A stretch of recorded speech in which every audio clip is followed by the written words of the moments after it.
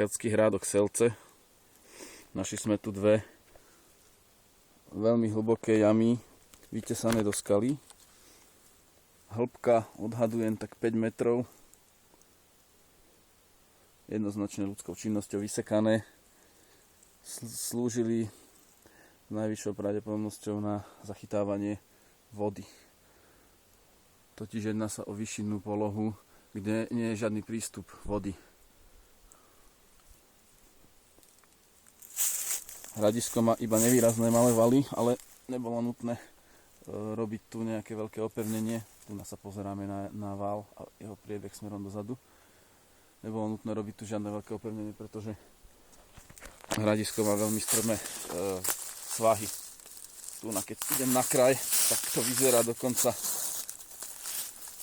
ako 90 stupňový uhol. No, krásne vidno. A tu nám máme pohľad na dolinu, neviem akú. To si zistíme na mape.